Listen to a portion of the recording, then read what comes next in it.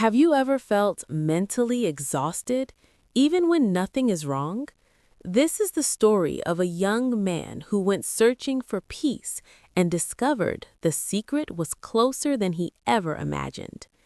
In a quiet valley near the Lake District, there lived a 26-year-old young man named Ethan Clark. Ethan wasn't unhappy because of money. He wasn't lonely. He wasn't ill. Yet every single day he felt exhausted, not in his body, but in his mind.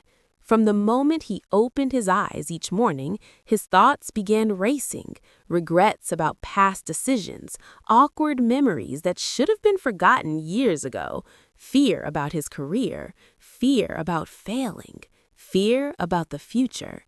Even when nothing was wrong, his mind created problems. At night, he would lie awake in his small rented flat, staring at the ceiling. Outside, the streets were silent, but inside his head, it felt like a storm that never stopped. He couldn't remember the last time he felt calm. One weekend, while visiting a small countryside market, he overheard two elderly women speaking about a man who lived high in the hills. They said he had once been a successful psychologist in London, but years ago, he left the city and moved into a small stone cottage surrounded by nature. People said he rarely gave advice. Instead, he gave simple experiences. Something about that stayed with Ethan. After another sleepless night, he decided to find him.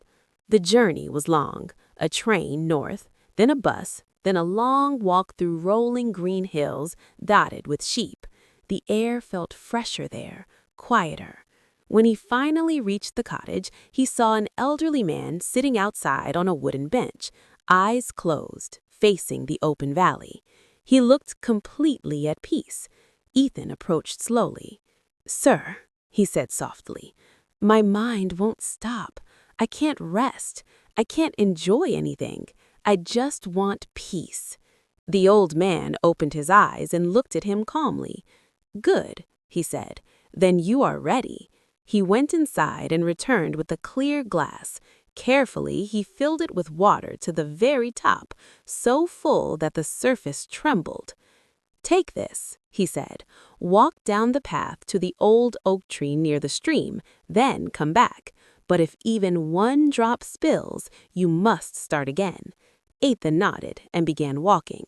The path was uneven and narrow. The wind brushed against him. Somewhere in the distance, a dog barked. A group of hikers laughed loudly. A tractor engine started across the valley. But Ethan noticed none of it. His entire world became the glass in his hands. Each step was slow and careful, each breath steady, each movement deliberate. When he returned, the water had not spilled. The old man smiled gently. "Did you see the bird flying overhead?" Ethan shook his head. "No." "Did you hear the dog barking?" "No." "Did you notice the hikers?" Ethan shook his head. "I didn't notice anything. I was only focused on the glass." The old man nodded. For those moments, your mind was not in the past, it was not in the future, it was not creating fear. It was here. He pointed softly to the ground beneath them. When your attention stays in the present moment, the storm becomes quiet, not because the world is silent, but because you are. Ethan stood still. He realized something powerful. Peace was not hidden in the hills. It was not inside the cottage. It was not inside the old man. It had appeared when his mind stayed in the present moment. As the sun began to set, the sky turned golden over the valley. The wind moved gently through the grass. Birds flew back to their nests. Ethan began walking back down the hill. The world had not changed, but he had, and for the first time in years, he felt calm. If this story touched your heart, please like this video and share it with someone who needs peace today. And don't forget to subscribe for more inspiring stories that change the way you think. Stay calm, stay present, and I'll see you in the next story.